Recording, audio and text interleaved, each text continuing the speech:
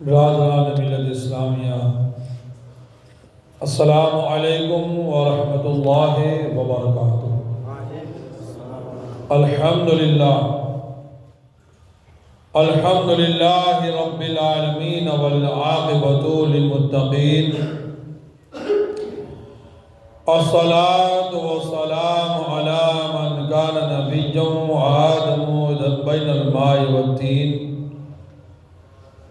الصلاۃ والسلام علی من کان نبیا وآدم بین الروح والجسد، اما بعد فاعوذ باللہ من الشیطان الرجیم، بسم اللہ الرحمن الرحیم۔ ان اللہ لا یستحیی ان یضرب مثلا ما بعوضۃ فما فوقها، صدق اللہ المولانا العلی العظیم وصدق رسولہ النبی المختار الکریم، ونحن على ذلك لمن الشاہدین والشاکرین والذاکرین والعارفین والمطمئنین والحمد للہ رب العالمین۔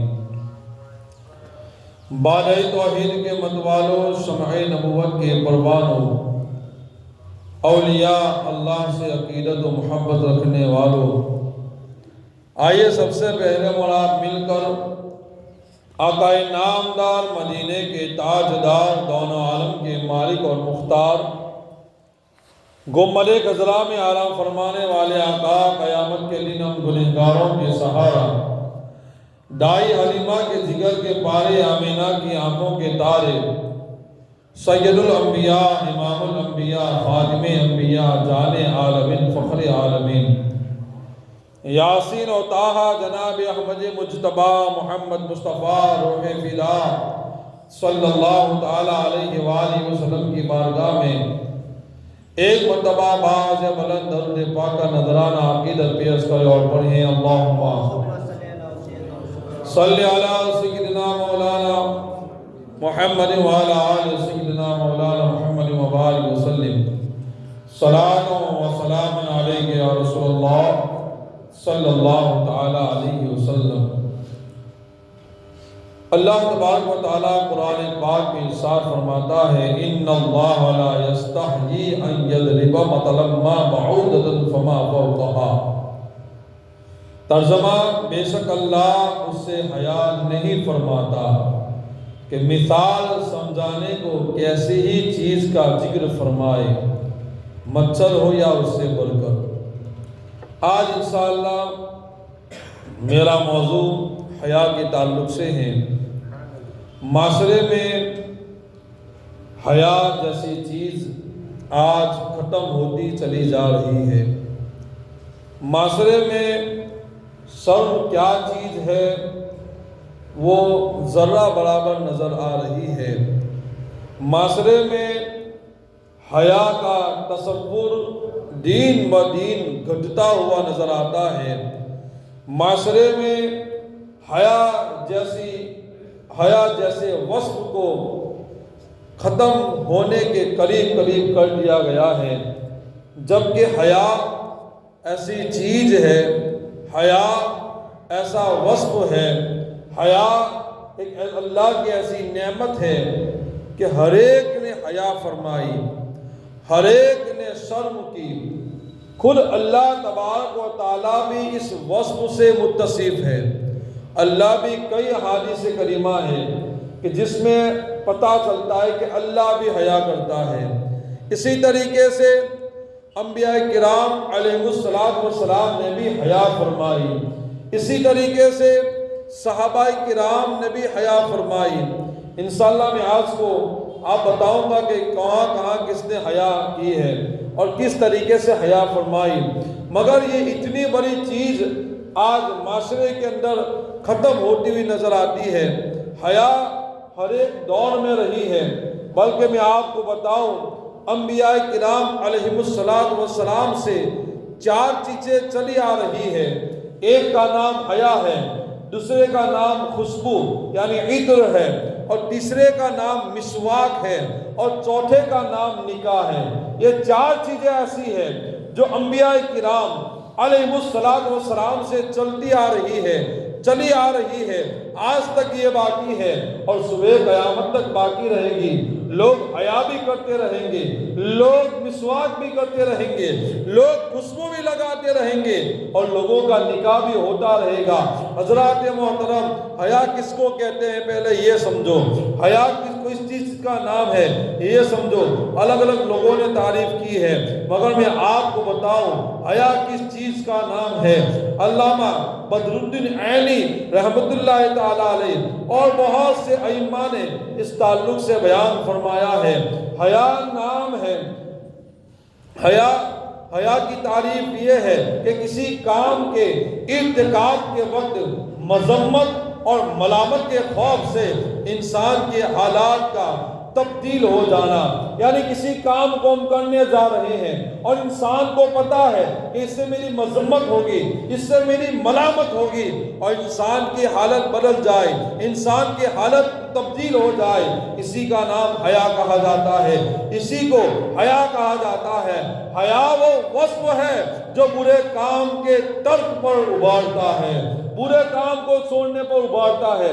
مثال کے طور پر اگر میں کسی کے سامنے جھوٹ بولنا تو چاہتا ہوں مگر مجھے شرم آتی ہے کہ یہ مجھ سے بڑا ہے، یہ مجھ سے عمر میں بڑا ہے، یہ مجھ سے علم میں بڑا ہے، مجھے اس کے سامنے جھوٹ بولنے سے حیا آتی ہے، شرم آتی ہے، اس کو دھوکہ دینے سے شرم آتی ہے۔ تو حیا اس چیز کا نام ہے جو تمہیں گناہ کے ترک کرنے پر ابھارتی ہے، گناہ کے کام کو چھوڑنے پر ابھارتی ہے اور حقدار کے حق کی ادائیگی میں کوتاہی سے منع کرتا ہے۔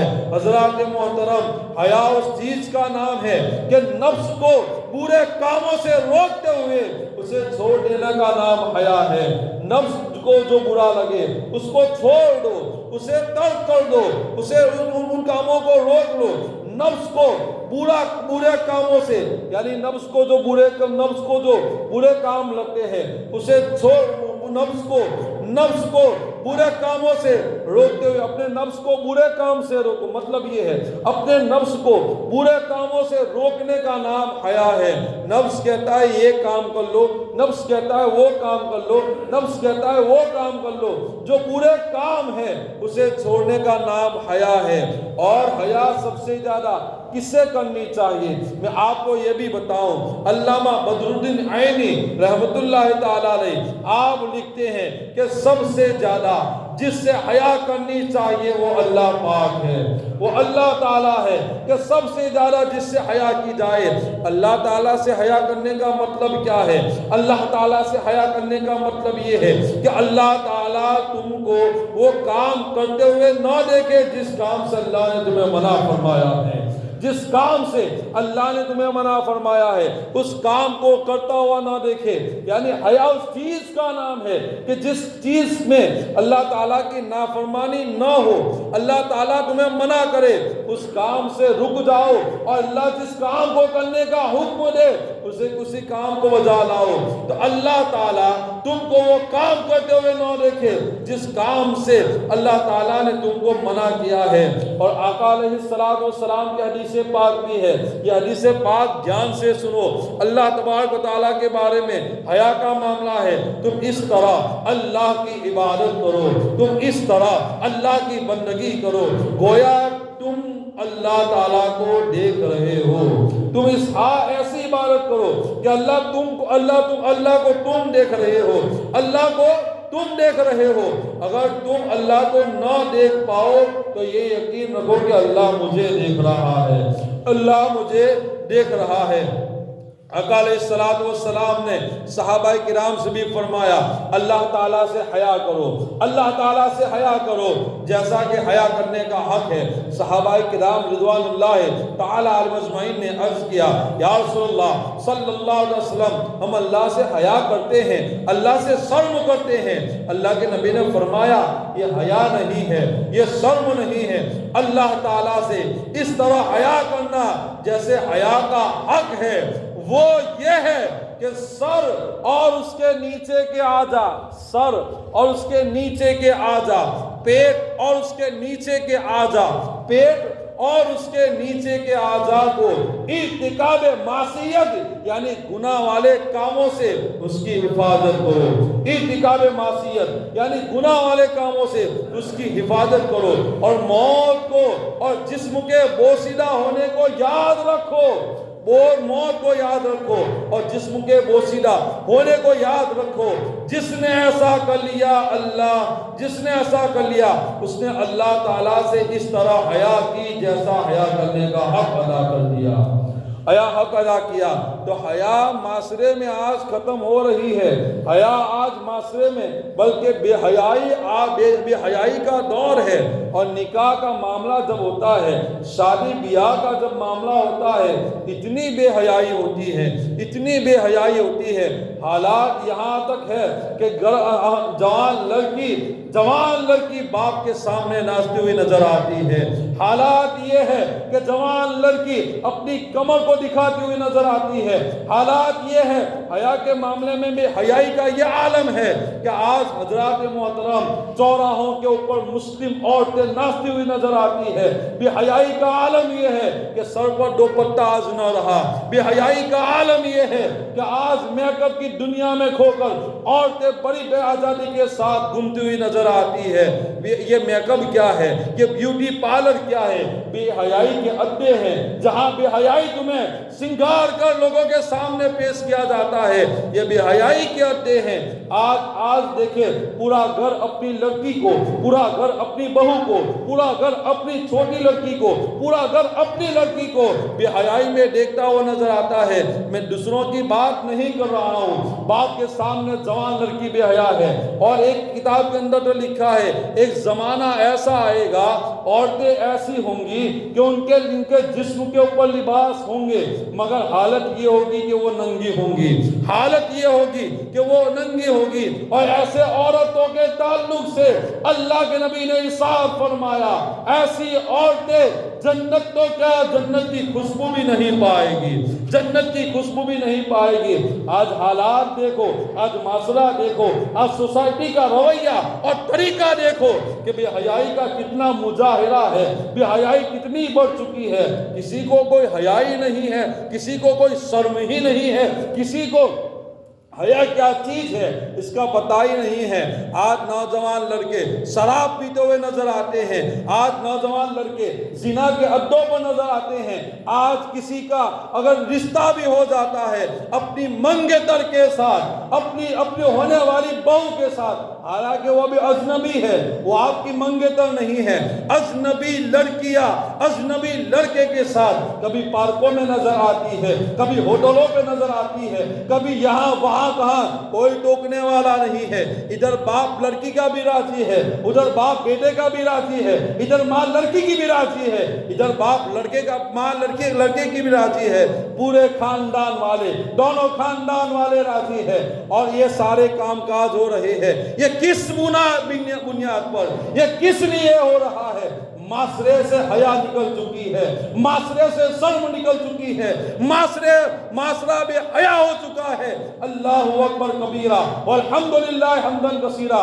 معاشرہ بے حیا ہو چکا ہے، معاشرہ بے فکر ہو چکا ہے، معاشرہ آزادی میں گم رہا ہے، گناہ کی کوئی فکر نہیں ہے۔ ہم کیا کر رہے ہیں، ہم کیا کر رہے ہیں، ہمارے اعمال کیا ہے، کسی کو کوئی پرواہ نہیں ہے۔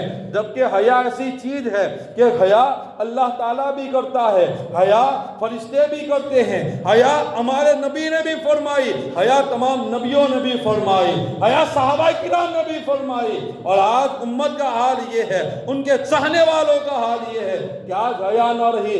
حیا کا عالم تو یہ ہے، آج بے حیائی اتنی بڑھ چکی کہ نوجوان لڑکا چہرے سے داڑھی بڑی آسانی کے ساتھ نکال رہا ہے، کوئی حیا نہیں ہے، کوئی شرم نہیں ہے۔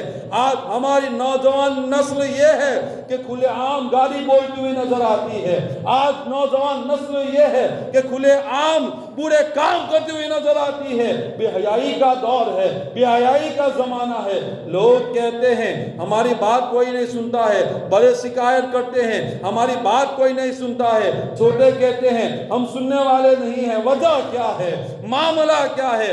معاملہ یہی ہے کہ ہم نے حیا کو ختم کر دیا ہے، ہم نے شرم کو ختم کر دیا ہے۔ آج کسی کو کوئی سننے والا والا نہیں ہے۔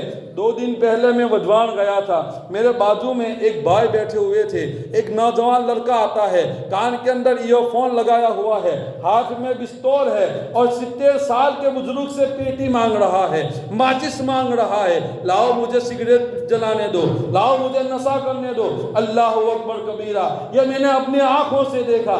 میں نے اس بزرگ سے بھی کہا یہ کیا معاملہ ہے؟ نہ کوئی شرم، نہ کوئی حیا، نہ کوئی عزت، نہ کوئی وقار۔ بزرگ نے بھی کہا کیا کرے مولانا، بات ہی کچھ ایسی ہے۔ اللہ اکبر کبیرہ، یہ بے حیائی کا دور ہے، یہ بے حیائی کا زمانہ ہے۔ اسی لیے میں نے وہاں پر ہی پسند کر لیا تھا کہ اسی جمعہ انشاءاللہ حیا پر بیان کیا جائے گا کہ معاشرے میں بے حیائی کتنی ہے، معاشرے میں گالی گلوچ آج لوگ کھلے عام کر رہے ہیں، کوئی حیا نہیں ہے، کوئی شرم نہیں ہے۔ درود پاک پڑھیں، اللہم صلی علی سیدنا مولانا محمد وعلی آل سیدنا مولانا محمد مبارک وسلم، صلاۃ و سلام علیک یا رسول اللہ۔ جہاں سے حیا نکل جاتی ہے ان لوگوں کا کیا حال ہوتا ہے ذرا سنو۔ اللہ کے پیارے نبی صلی اللہ تعالیٰ علیہ وآلہ وسلم کی حدیث پاک بڑی لمبی حدیث پاک ہے، دھیان سے سنیں۔ حضرت سیدنا عبداللہ ابن عمر رضی اللہ تعالیٰ عنہ سے روایت ہے، اللہ کے نبی صلی اللہ تعالیٰ علیہ وسلم نے ارشاد فرمایا، اللہ تعالیٰ جب کسی بندے کی ہلاکت کا ارادہ فرماتا ہے، کیا عمر سے برکت کھینچ لیتا ہے؟ کیا چہرے سے نور کھینچ لیتا ہے؟ کیا جسم سے قوت کھینچ لیتا ہے؟ کیا روزی تنگ کر لیتا ہے؟ نہیں نہیں، روزی تنگ نہیں کرتا ہے، جسم سے قوت نہیں کھینچ لیتا ہے، عمر سے برکت نہیں کھینچ لیتا ہے، کچھ نہیں کرتا ہے۔ کیا نسلیں مٹا دیتا ہے؟ اللہ کچھ نہیں کرتا ہے۔ جب اللہ تعالیٰ کسی کو ہلاکت کا ارادہ فرماتا ہے تو اللہ تعالیٰ اس سے حیا کو کھینچ لیتا ہے، اللہ تعالیٰ اس سے شرم کو کھینچ لیتا ہے۔ اور جب وہ بندہ جب اس سے حیا چھین لیتا ہے اللہ تعالیٰ، تو اس سے اس حال میں ملو گے کہ وہ مقبوض یعنی غاصب ہوگا، غضب کرنے والا ہوگا، اور ناپسندیدہ وہ بندہ بن جاتا ہے۔ اور کیا نقصان ہوتا ہے جب حیا چلی جاتی ہے، جب حیا چھین لی جاتی ہے تو بندے کا کیا نقصان ہوتا ہے؟ اللہ کے نبی صلی اللہ تعالی وسلم آگے ارشاد فرماتے ہیں، جب تم اس سے حال میں ملو کہ وہ مقبوض ہے، ناپسندیدہ ہو، تو اس سے امانت چھین لی جاتی ہے، امانت بھی چھین لی جاتی ہے۔ اللہ اکبر، امانت چھین لی جائے گی، یعنی اس کے پاس اگر امانت رکھی جائے تو اس سے وہ چھین لی جائے گی۔ جب اس سے امانت چھین لی جائے گی تو تم اس سے اس حال میں ملو گے کہ وہ امانت میں خیانت کرنے والا ہوگا، امانت میں خیانت کرتا ہوگا، اسے خائن کرا دیا جائے گا، یعنی امانت میں خیانت کرنے والا کرا دیا جائے گا۔ حیا جب چلی گئی تو امانت سلامت نہ رہی، امانت جب سلامت نہ رہی تو ایسے لوگوں کو خائن کہا گیا، ایسے لوگوں کو امانت میں خیانت کرنے والا کہا گیا۔ اور جس سے امانت جو خیانت کرنے والا ہے، جب اس سے تم ملو گے تو اللہ تعالیٰ اس سے رحمت کو چھین لیتا ہے، اللہ تعالیٰ اس سے اپنی رحمت کو چھین لیتا ہے۔ جب رحمت چھین لی جائے تو تم اس سے اس حال میں ملو گے کہ وہ انسان مردود اور ملعون ہے، ملامت کیا ہوا انسان ہے، مردود انسان ہے۔ اب جب تم اس سے اس حال میں ملو کہ وہ مردود اور ملعون ہے تو اس کے گلے سے اسلام کا قلادہ یعنی ہار بھی چھین لیا جائے گا، اس سے اسلام کا قلادہ یعنی ہار بھی چھین لیا جائے گا۔ تو حیا جب نکل جاتی ہے تو انسان غاصب بن جاتا ہے، انسان خائن بن جاتا ہے، انسان سے رحمت کا جو معاملہ ہوتا ہے وہ بھی دور ہو جاتا ہے، انسان مردود ہو جاتا ہے، انسان ملعون ہو جاتا ہے، اور انسان یہاں تک کہ اس کے گلے سے اسلام کا قلادہ یعنی ہار بھی نکال لیا جاتا ہے۔ یہ حیا اتنی بڑی چیز ہے۔ آج تو ہم بے حیا ہو چکے ہیں، آج تو بے دردی کے ساتھ لوگ بے حیائی کرتے ہوئے نظر آتے ہیں، بڑی بے فکری کے ساتھ بے حیائی کا مظاہرہ آج ناچ گانوں کے شکل میں، آج حضرات محترم شادیوں کے معاملے میں اتنی بے حیائی ہے، اتنی بے حیائی ہے کہ اللہ کی پناہ۔ کوئی اگر مسلمان گناہ سے بچنا بھی چاہے تو بہت مشکل ہے بچنا، بہت مشکل ہے بچنا۔ اللہ سب کو ان باتوں کی توفیق عطا فرمائے، ان بری چیزوں سے بچنے کی توفیق عطا فرمائے۔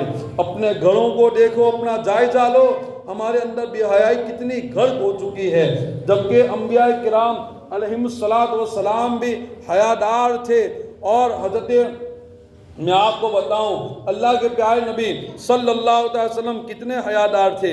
حدیث پاک میں آیا ہے کہ جوان کنواری لڑکی سے بھی زیادہ اگر کوئی حیادار تھے تو وہ محمد رسول اللہ تھے صلی اللہ تعالیٰ علیہ وسلم۔ بلکہ فاطمہ الزہرا کا کردار سناؤں، فاطمہ الزہرا رضی اللہ تعالیٰ عنہ وہ خاتون ہے، وہ عورت ہے کہ آپ نے وصیت فرمائی تھی کہ جب میرا انتقال ہو جائے تو میرا جنازہ دین کے اجالے میں نہیں، رات کے اندھیرے میں نکالنا۔ پوچھنے والوں نے پوچھا کیا ماجرا ہے فاطمہ الزہرا، رات کے اندھیرے میں کیوں نکالے؟ حضرت فاطمہ الزہرا نے فرمایا تھا تاکہ غیر محرم کی نگاہ میرے جنازے پر نہ پڑ جائے، غیر محرم کی نگاہ۔ آج تو ہماری لڑکیوں کا حال کیا ہے کہ غیر محرم دیکھے۔ شریعت کا حکم یہ ہے کہ بند سور کر عورتیں رہے مگر اپنے شوہر کے لیے، اپنی خاوند کے لیے، اپنے پتی کے لیے سورے اور سنگار کرے، یہ جائز ہے، بالکل جائز ہے، اس میں کوئی دوسری بات نہیں ہو سکتی ہے۔ مگر آج حالات یہ ہے کہ دوسروں کو دکھانے کے لیے، غیر محرم کو دکھانے کے لیے آج ہماری عورتیں بے حیائی کا مظاہرہ کرتی ہوئی نظر آتی ہے۔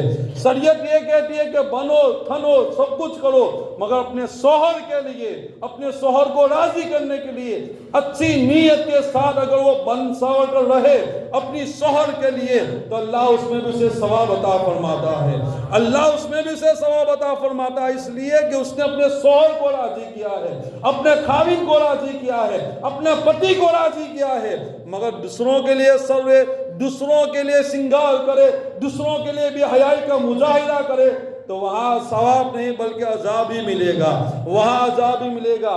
اللہ تبارک و تعالیٰ خود کہتا ہے، حضرت موسیٰ علیہ السلام نے عرض کیے باری تعالیٰ میں لوگ ایسے ہیں جو نیکی کی دعوت پیش کرتے ہیں، تبلیغ کرتے ہیں، اس کا تو اجر کیا دے گا؟ اللہ تعالیٰ کہتا ہے کہ میں اسے جنت عطا کروں گا۔ اور مجھے حیا آتی ہے، اللہ کہتا ہے مجھے حیا آتی ہے کہ ایسے بندوں کو میں جہنم کے اندر داخل کروں۔ تبلیغ کرنے کا اتنا بڑا اجر ہے، تبلیغ کرنے کا اتنا بڑا اجر کہ اللہ کہتا ہے کہ مجھے حیا آتی ہے، مجھے شرم آتی ہے کہ میں ایسے بندوں کو جو دین کی دعوت دے رہے ہیں، جو دین کا کام کر رہے ہیں، جو تبلیغ کر رہے ہیں، ان کو میں عذاب دوں، مجھے اس سے شرم آتی ہے۔ اسی طریقے سے کئی ایسے واقعات آپ حدیث صفات کو لے لیجئے، ساری قوم، سارے لوگ جب نفسا نفسی کے عالم میں ہوں گے تو اپنے سفارشی ڈھونڈیں گے، اللہ تبارک و تعالیٰ کی طرف سے ان کے دل میں ایک بات ڈالی جائے گی کہ اے لوگوں جاؤ آدم علیہ السلام کے پاس چلے جاؤ اور ان سے کہو کہ وہ اللہ کی بارگاہ میں شفاعت کرے، اللہ کی بارگاہ میں سفارش کرے۔ ساری قوم قیامت کے دن، سارے لوگ قیامت کے دن حضرت عالم کی بارگاہ میں جائیں گے اور حضرت عالم کی بارگاہ میں جانے کے بعد عرض کریں گے آپ تو وہ ہے جو خلیفۃ اللہ ہے، یعنی اللہ کے خلیفہ ہے، آپ تو وہ ہے کہ سب سے پہلے آپ کو اللہ نے پیدا فرمایا اپنے دست قدرت سے، آپ تو وہ ہے اسجد ملائکہ، یعنی اے ملائکہ آدم کو سجدہ کرو، آپ کو اس صفت سے بھی متصف کیا گیا ہے، آپ تو وہ ہے کہ اللہ کے خلیفہ اور اللہ کے نائب ہے، اللہ کے نبی ہے۔ اے آدم علیہ السلام آج کی پریشانی کے عالم کے اندر، آج کی اس حالت کے اندر ہماری سفارش کر دیجئے، اللہ کی بارگاہ میں ہمارے لیے سفارش کر دیجئے۔ حضرت آدم علیہ السلام کہیں گے یقیناً یہ ساری باتیں صحیح ہے مگر میں بھی اپنی غلطی اجتہادی جس پر ثواب ملتا ہے اس غلطی کو لے کر میں بھی اللہ کی بارگاہ میں کیسے عرض کروں، مجھے حیا آتی ہے، مجھے شرم آتی ہے۔ یعنی آدم علیہ السلام بھی کہتے ہیں اللہ کی بارگاہ میں مجھے شرم آتی ہے۔ اسی طریقے کا معاملہ حضرت نوح علیہ السلام کا ہے، اسی طریقے کا معاملہ حضرت یوسف علیہ السلام کا ہے، اسی طریقے کا معاملہ حضرت موسیٰ علیہ السلام کا ہے، سب نبیوں کا معاملہ ہے۔ کہنے کا مطلب یہ ہے کہ سارے نبیوں نے بھی حیا فرمائی ہے، حیا کی ہے، شرم کی ہے۔